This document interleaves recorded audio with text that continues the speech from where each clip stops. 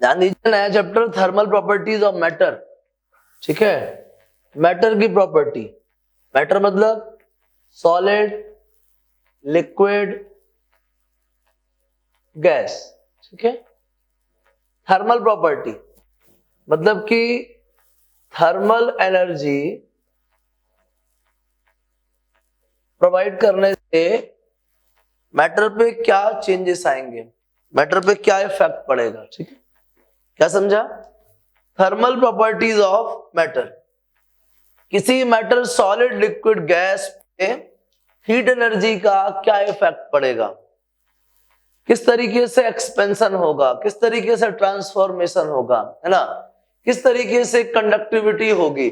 तो किसी भी मैटर मतलब कि सॉलिड, लिक्विड, गैस, ठीक है ना, सॉलिड, लिक्विड, गैस में थर्मल एनर्जी के क्या क्या इफेक्ट्स हैं, that is the thermal properties of matter. या कोई भी मैटर, कोई भी सॉलिड है, लिक्विड है, गैस है, कोई भी सब्सटेंस है, वो थर्मल एनर्जी से किस तरीके से अफेक्ट होता है। ठीक है ना, किस तरीके से थर्मल एनर्जी उसके थ्रू क्रॉस होती है, किस तरीके से क्रॉस नहीं होती है, किस तरीके से क्रॉस होती है तो उसमें एक्सपेंशन आ जाता है, किस किस मटेरियल में किस किस टाइप का एक्सपेंशन होता है। ये सारी चीजें क्या है? Thermal properties of matter. क्या है? Thermal properties of matter. लेकिन सबसे पहले हमको जानना ये थर्मल है क्या, समझिएगा। हीट, हीट क्या है? एक इनविजिबल वेटलेस, है ना, एक इनविजिबल वेटलेस एनर्जी का फॉर्म है। ठीक है ना, क्या है ये? फॉर्म ऑफ एनर्जी है। क्या है ये? Form of energy.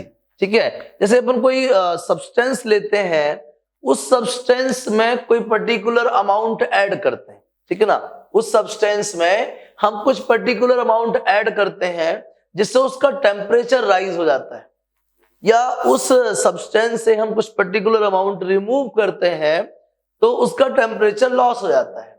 तो वो जो हमने रिमूव करा, वो जो हमने प्रोवाइड करा, उसी प्रोवाइडेड और कह देना चाहिए रिमूव्ड अमाउंट को ही हम क्या बोलते हैं? हीट बोलते हैं।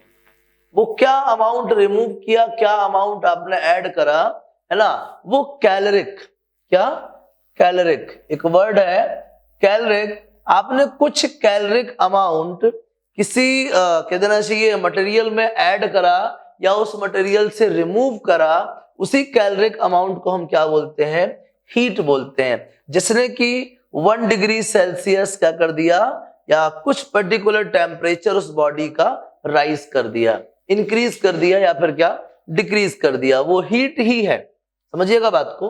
तो हीट क्या है? Invisible weightless form of energy that can exceed, that can extend और reduce the temperature of the body. अगर हम किसी बॉडी में कुछ अमाउंट का हीट प्रोवाइड करते हैं या वहां से हीट रिमूव करते हैं, तो देखते हैं कि बॉडी के टेम्परेचर में चेंजेस आते हैं।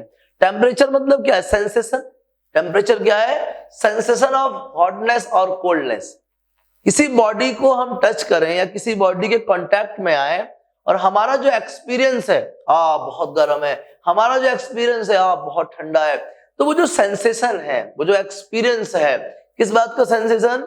गर्म लगने का, ठंडा लगने का, है ना, वो जो सेंसेशन है, उसी सेंसेशन की जो मेजरमेंट है, that is the temperature. What is the temperature? Temperature is the sensation of the hotness और कोल्डनेस ऑफ अ बॉडी। किसी पर्टिकुलर बॉडी की हॉटनेस और कोल्डनेस का जो एक्सपीरियंस है, उसकी जो सेंसेशन है, उसी को हम टेम्परेचर बोलते हैं। क्या बोलते हैं?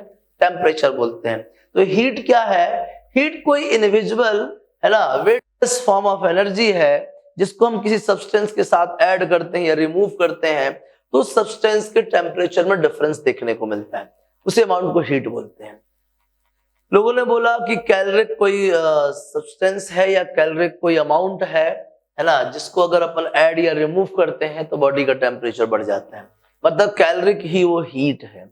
बाद में मालूम चला डायनामिक फॉर्म ऑफ हीट, क्या, या डायनामिक कंसेप्ट ऑफ हीट। तो डायनामिक कंसेप्ट ऑफ हीट क्या कहता है कि जैसे मान लीजिए कोई सब्सटेंस है, ठीक है, ये सब्सटेंस ऑब्वियसली मॉलिक्यूल से मिलकर बना होता है। किससे मिलकर बना होता है? मॉलिक्यूल से। और मॉलिक्यूल्स के अंदर एटम्स होते हैं। क्या होते हैं? एटम। क्या होते हैं? एटम। और ये जो सब्सटेंस है, ये कोई ना कोई रैंडम मोशन परफॉर्म करते रहते हैं।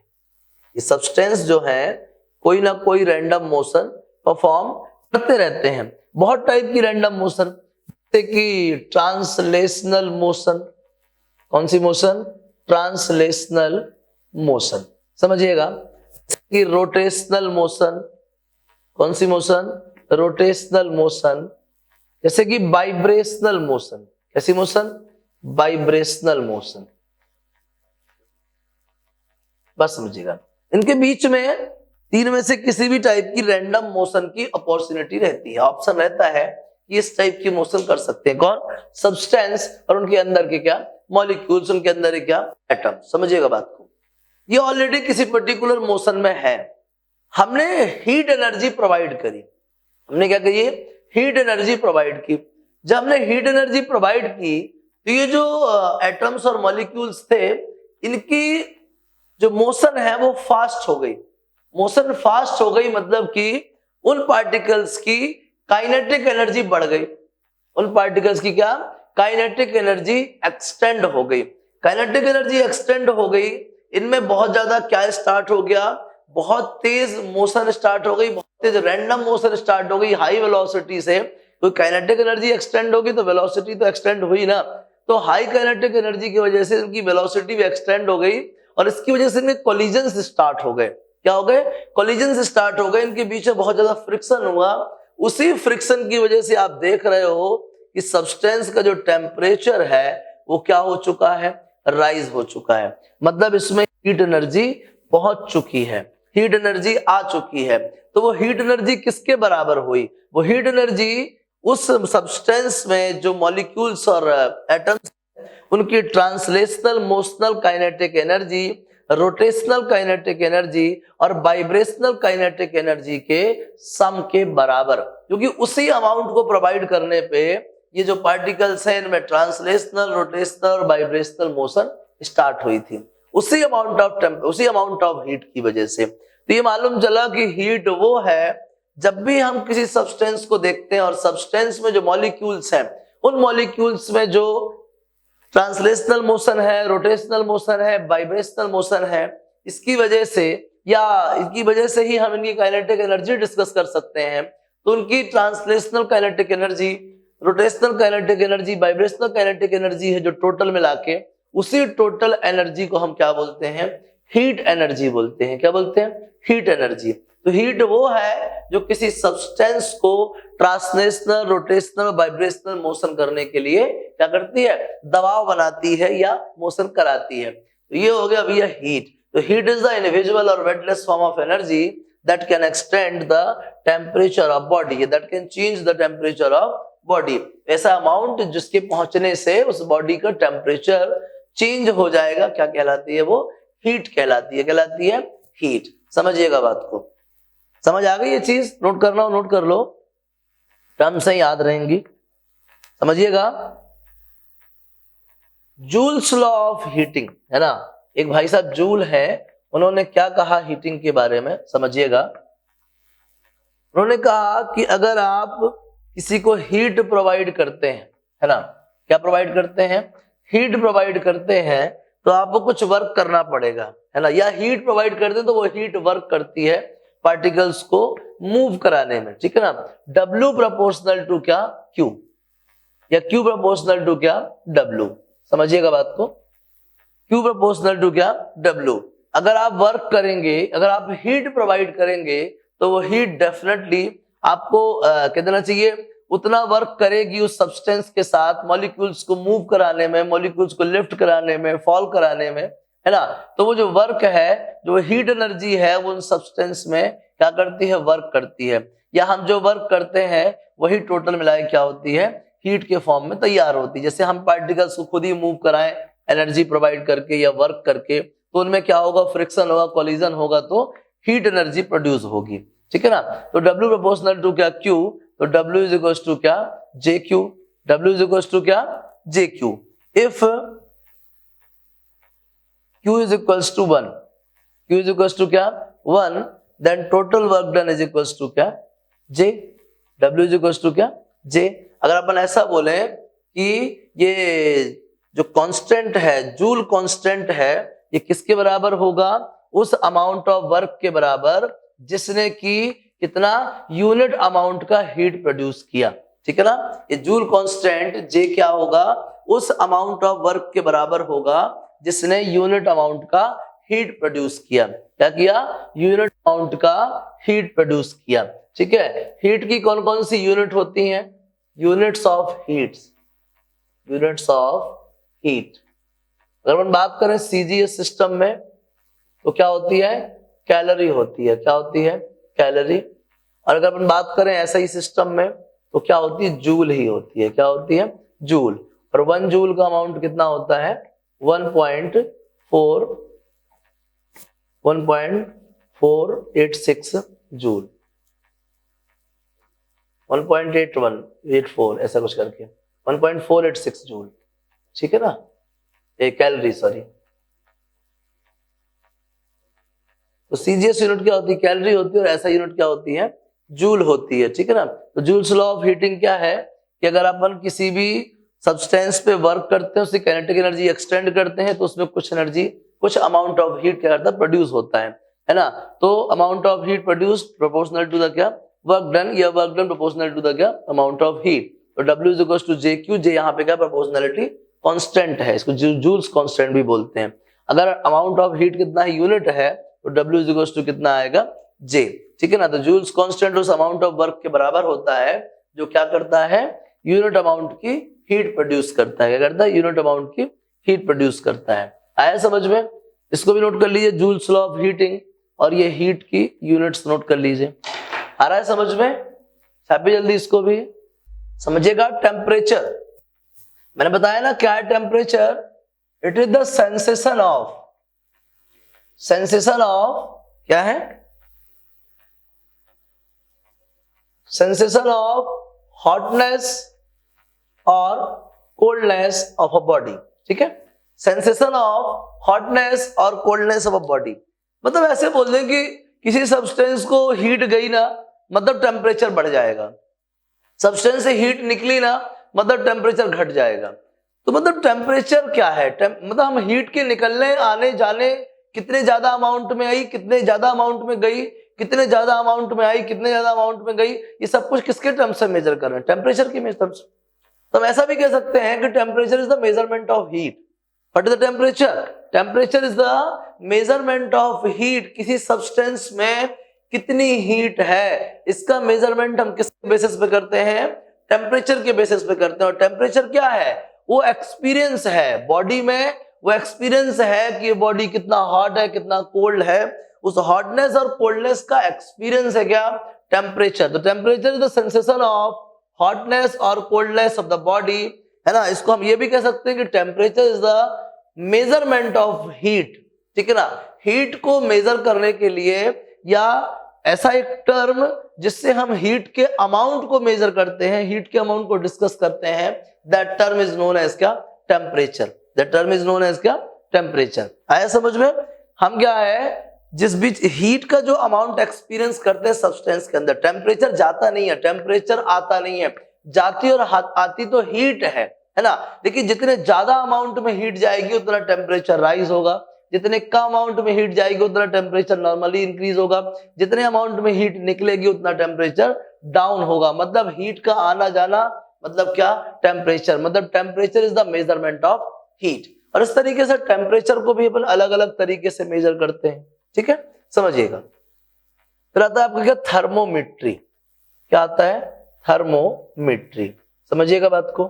थर्मोमेट्री क्या है, तो टेम्परेचर क्या है, हीट का मेजरमेंट है, तो थर्मोमेट्री भी इनडायरेक्टली क्या है, मेजरमेंट ऑफ टेम्परेचर है। क्योंकि थर्मोमेट्री का मतलब समझिए आप, थर्मो प्लस मिट्री, बहुत पहले से पता है आपको, इसका मतलब होता है मेजरमेंट। क्या मतलब होता है इसका, मेजरमेंट। और थर्मो मतलब क्या, हीट। तो थर्मोमेट्री क्या है, मेजरमेंट ऑफ हीट है। थर्मोमेट्री क्या है, मेजरमेंट ऑफ हीट। हम क्या करते हैं, हीट को मेजर करते हैं, हीट के अमाउंट को मेजर करते हैं। जैसे हमने बोला ना, thermal properties of matter, material पे, मटेरियल के स्ट्रक्चर पे, मटेरियल के प्रेशर पे, मटेरियल के वॉल्यूम पे, है ना, किस किस तरीके से थर्मल प्रॉपर्टी का असर पड़ता है, हीट एनर्जी का असर पड़ता है। हीट एनर्जी कैसे कैसे मटेरियल्स को अफेक्ट करती है, हम उन्हीं चेंजेस को देख के हीट का अमाउंट मेजर करते हैं। थर्मोमेट्री क्या है? It is the branch of physics that deals the measurement of the क्या? Heat in a substance.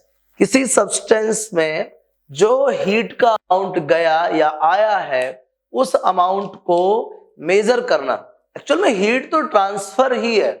Heat क्या है? ट्रांसफर ही है। गेन और लॉस, ठीक है ना, कोई पर्टिकुलर एनर्जी का गेन और किसी पर्टिकुलर एनर्जी का लॉस, वही तो हीट है, ठीक है ना। हीट क्या? गेन और लॉस है, हीट ट्रांसफर्ड अमाउंट है ना। हीट कोई परमानेंट स्टेबल प्रॉपर्टी नहीं है कि फला बॉडी की हीट या फला बॉडी में हीट, नहीं। वो जो अमाउंट ट्रांसफर हुआ, टेम्परेचर डिफरेंस की वजह से जो अमाउंट ट्रांसफर हुआ, वो हीट है, ठीक है ना। तो उसी हीट को मेजर करने के लिए एक नया सेगमेंट तैयार हुआ, that is the thermometry. It is the branch of physics where we deals about the measurement of क्या? हीट, जहां पे हम हीट को मेजर करेंगे। अब हीट को मेजर कैसे करेंगे समझिएगा। कंडीशंस, जैसे कि मान लीजिए, हाँ ठीक है, तो हम क्या करना चाहते हैं, हीट की कंडीशंस पता कर लें कि हीट एनर्जी से मटेरियल में किस टाइप के चेंजेस देखने को मिलते हैं, ठीक है ना। हीट की वजह से मटेरियल में किस टाइप के चेंजेस देखने को मिलते हैं, उन्हीं चेंजेस के बेसिस पे हम क्या कर सकते हैं, हीट का अमाउंट मेजर कर सकते हैं। तो थर्मोमेट्री के लिए सबसे पहले क्या जानना जरूरी है? Thermal effect on substance. क्या जानना जरूरी है?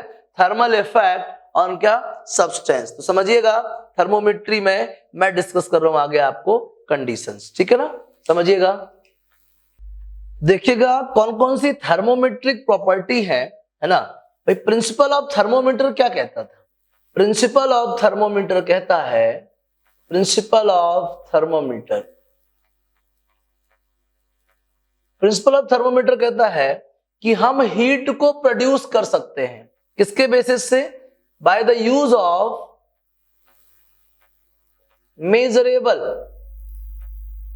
Measurable thermometric property. Thermometric property, thermometric property मतलब क्या? थर्मोमेट्रिक प्रॉपर्टी मतलब क्या कि आपने हीट दिया तो किसी पर्टिकुलर गैस के वॉल्यूम में कितना चेंज आ सकता है। आपने हीट दिया तो किसी पर्टिकुलर मटेरियल के प्रेशर में कितना चेंज आ सकता है। आपने हीट दिया तो किसी पर्टिकुलर सब्सटेंस के प्रेशर में क्या क्या चेंजेस देखने को मिलेंगे विदाउट कांस्टेंट वॉल्यूम, है ना।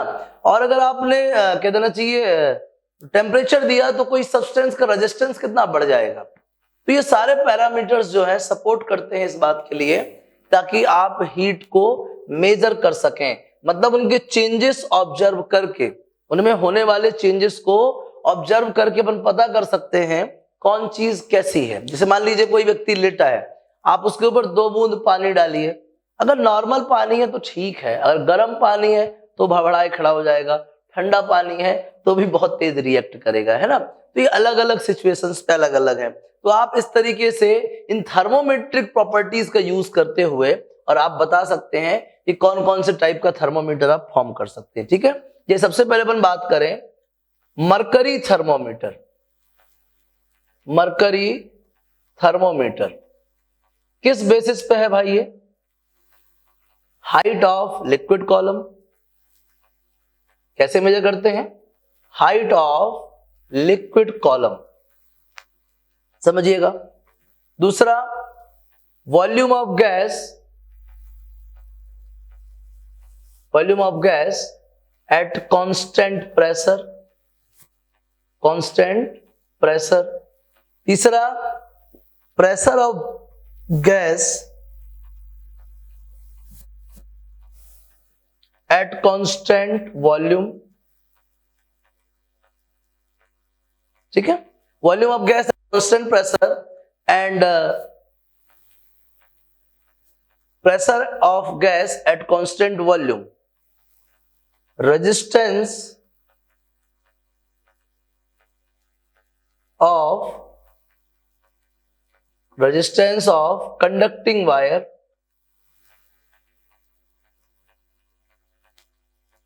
ठीक है, समझिएगा।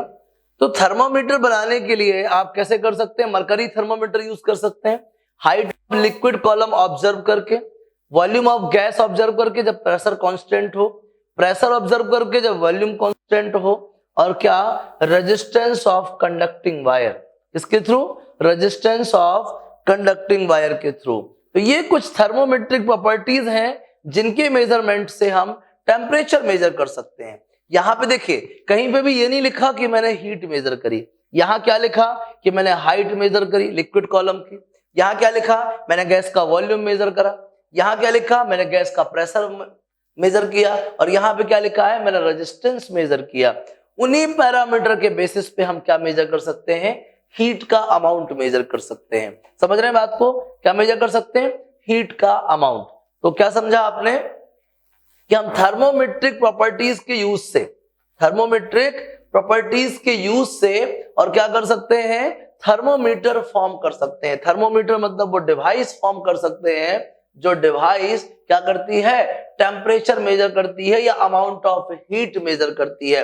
किसके टर्म्स में, टेम्परेचर के टर्म्स में। टेम्परेचर है ही क्या, reading of amount of heat, ठीक है ना, reading of amount of heat है। तो समझ लीजिएगा, तो प्रिंसिपल ऑफ थर्मोमीटर क्या कहता है कि यहाँ पे हम उन मेजरेबल प्रॉपर्टीज को मेजर करेंगे, उन थर्मोमेट्रिक प्रॉपर्टी को मेजर करेंगे जो हीट प्रोवाइड करने पे या हीट लॉस करने पे चेंज होती हैं। उन्हीं क्वांटिटीज के ऑब्जर्वेशन से हम क्या कर सकते हैं, थर्मोमीटर फॉर्म कर सकते हैं। आया समझ में? चलिए, ये तो उद्देश्य था कि हम थर्मोमीटर को फॉर्म कैसे करेंगे। अब शुरुआत होती है कि चलिए थर्मोमीटर के स्केल बनाते हैं, ठीक है ना। मिटा दो बेटा इसको, छाप लिया है। चलिए, अब जब स्केल बनाने जाएंगे तो याद रखें, स्केल बनाने के लिए जो सबसे जरूरी है वो है फिक्स्ड पॉइंट, मतलब रेंज ऑफ स्केल, मतलब कि आप कहां से मेजर करना स्टार्ट करेंगे और कहां तक मेजर करेंगे। Fixed point on scale, fixed points on scale. मान लीजिए ये स्केल है, तो यहां से मेजर करना स्टार्ट करेगी और यहां तक मेजर करेगी अपने मैक्सिमम तक। मैं 100 बोल रहा हूं, आप मत बोलना, ठीक है ना, समझिएगा। इनिशियल से यहां तक आप रीडिंग कैसे नोट कराओगे उस स्केल में, समझिएगा। होगा क्या, सबसे पहले समझिए आप,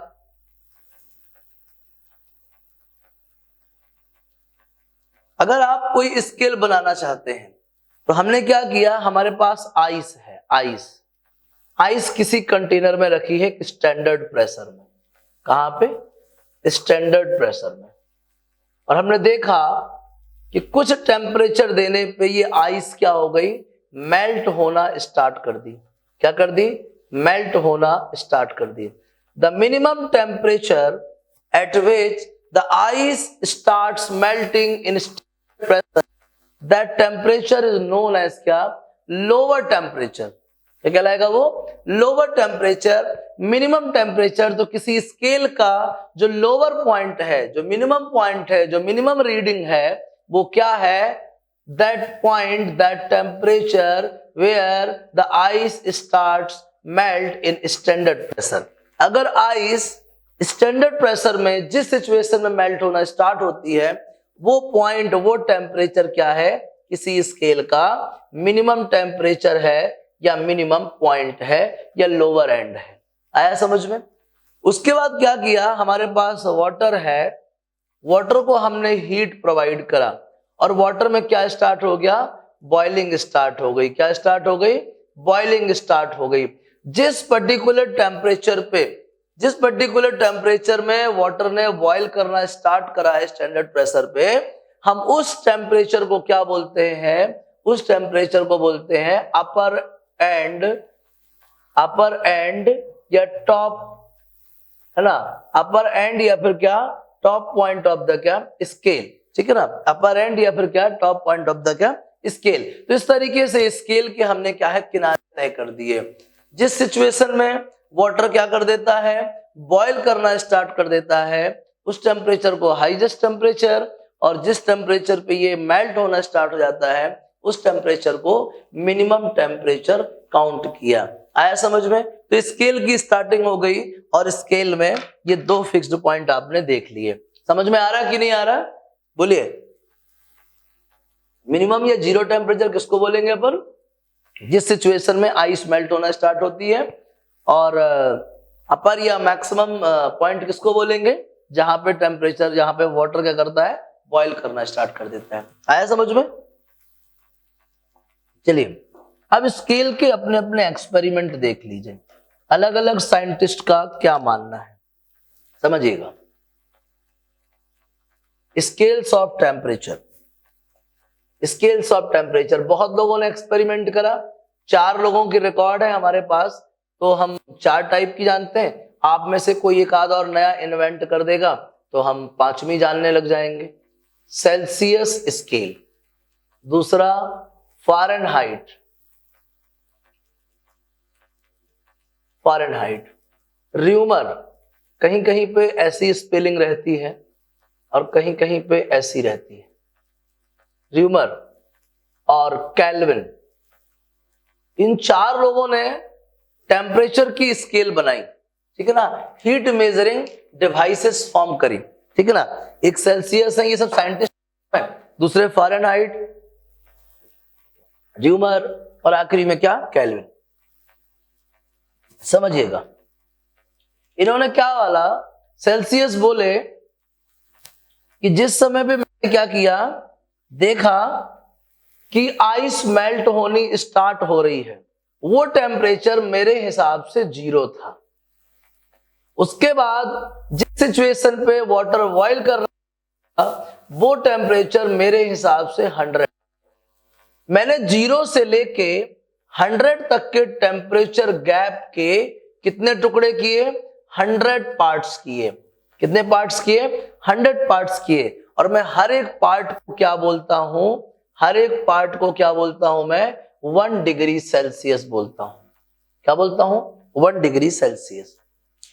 मैंने अपने स्केल में जिस लिक्विड को, मैंने अपने स्केल में देखा कि जिस टेम्परेचर पे आइस मेल्ट होना स्टार्ट होती है, मैं उस टेम्परेचर को 0 डिग्री मानता हूं, और जिस टेम्परेचर पे वाटर बॉयल होना स्टार्ट होता है उस टेम्परेचर को मैं 100 डिग्री सेल्सियस मानता हूं। और इस 0 से 100 तक का जो टेम्परेचर गैप है, इसके 100th पार्ट को मैं क्या बोलूंगा? 1 डिग्री सेल्सियस बोलूंगा।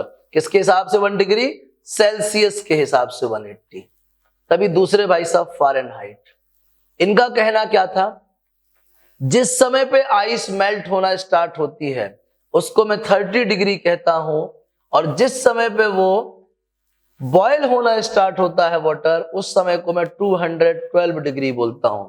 इसके बीच का जितना भी पोर्शन है मैंने उसके 180 पार्ट्स किए। कितने किए? 180 पार्ट्स। और मैं हर एक पार्ट को क्या बोलता हूं? 1 डिग्री फ़ारेनहाइट बोलता हूं। क्या बोलता हूं? 1 डिग्री फ़ारेनहाइट बोलता हूं, ठीक है।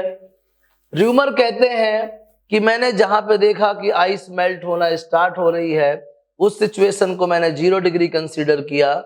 जहां पे वाटर बॉयल होना स्टार्ट होता है मैंने उसको 80 डिग्री कंसीडर किया। और इनके बीच के टुकड़ों को क्या किया? मैंने 80 हिस्सों में बांट दिया, 80 पार्ट्स कर दिए, और हर पार्ट का नाम रख दिया क्या? 1 र्यूमर। क्या नाम रख दिया? 1 र्यूमर नाम रख दिया। तभी केल्विन बोलते हैं, केल्विन कहते हैं कि जिस समय पे वाटर क्या है, इस समय पे आइस मेल्ट होना स्टार्ट होती है, उस समय पे मैंने देखा कि मेरी रीडिंग 273.15 डिग्री है ना। कितनी है? 273.15। और जिस समय वाटर बॉयल होना स्टार्ट होता है उस समय पे 373.15 है। और इसके बीच के पोर्शन को मैंने 100 टुकड़ों में कन्वर्ट किया, तो मुझे जो अमाउंट मिला उसको मैं क्या बोलता हूं? 1 डिग्री केल्विन बोलता हूं। क्या बोलता हूं? 1 डिग्री केल्विन। इनके लिए आइस मेल्टिंग पॉइंट क्या है? 0 है। फ़ारेनहाइट के लिए 30 है, र्यूमर के लिए 0 है, और केल्विन के लिए 273.15 है। सेल्सियस के लिए बॉइलिंग पॉइंट 100 है, फ़ारेनहाइट के लिए 212 है, र्यूमर के लिए 80 है, और केल्विन के लिए 373.15 है। इस तरीके से इन लोगों ने अपनी अपनी स्केल्स बनाई, मतलब अपने अपने क्या किए, फिक्स पॉइंट डिसाइड किए। इनने कौन सा वाला मटेरियल यूज किया वो अलग है, ठीक है ना, समझिएगा। तो इस तरीके से ये क्या तैयार की इन लोगों ने, टेम्परेचर की स्केल तैयार की। इनका 1 डिग्री कैसे एक्सटेंड होगा, इनकी जो मेजरमेंट है वो किस बेसिस पे आएगी। लें किसी को भी मतलब किसी सब्सटेंस के थ्रू अगर ये अपना कोई भी थर्मोमीटर बनाते हैं, अगर उनको अपन सेल्सियस के हिसाब से मेजर करेंगे तो इस मैनर को सपोर्ट करेंगे, फॉलो करेंगे। अगर अपन फ़ारेनहाइट के हिसाब से मेजर करेंगे तो इसका सपोर्ट करेंगे, इसको फॉलो करेंगे। र्यूमर के हिसाब से इसको और केल्विन के हिसाब से उस स्केल को। ये थी क्या, टेम्परेचर स्केल। ये टेम्परेचर स्केल आपस में किस तरीके से रिलेटेड है, याद रखें।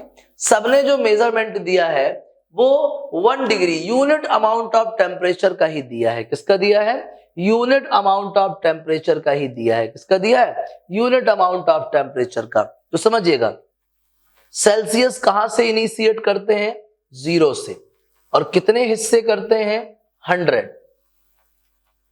फ़ारेनहाइट कहां से शुरू करते हैं, ये करते हैं 32 से, तो इनको 0 पे लाओ, F-32। कितने टुकड़े करते हैं, 180।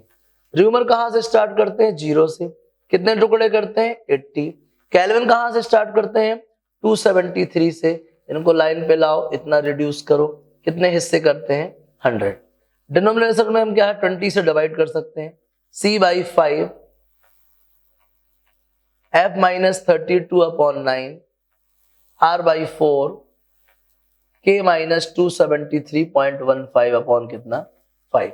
तो इस तरीके से हम केल्विन की स्केल, फ़ारेनहाइट की स्केल, र्यूमर की स्केल और सेल्सियस की स्केल को आपस में क्या कर सकते हैं, रिलेट कर सकते हैं। तो ये है आपके पास क्या, स्केल्स ऑफ टेम्परेचर। क्या है, स्केल्स ऑफ टेम्परेचर। स्केल कैसे बनेगी, थर्मोमीटर तो बन जाएगा, ठीक है, वो हीट टेम्परेचर को मेजर करेगा, लेकिन स्केल कैसे फॉर्म होगी। तो टेम्परेचर स्केल ये 4 लोगों ने मेहनत करी, सेल्सियस, फ़ारेनहाइट, र्यूमर और केल्विन, और इस तरीके से बनाई, और फाइनली उनके बीच में ये रिलेशन है। तो आप आसानी से सेल्सियस को केल्विन, केल्विन को फ़ारेनहाइट, फ़ारेनहाइट को र्यूमर, आपस में चारों को इंटरचेंज या एक्सप्रेस कर सकते हैं। आ गया समझ में, नोट करिए इनको भी, टेम्परेचर स्केल्स छाप लीजिए प्लीज।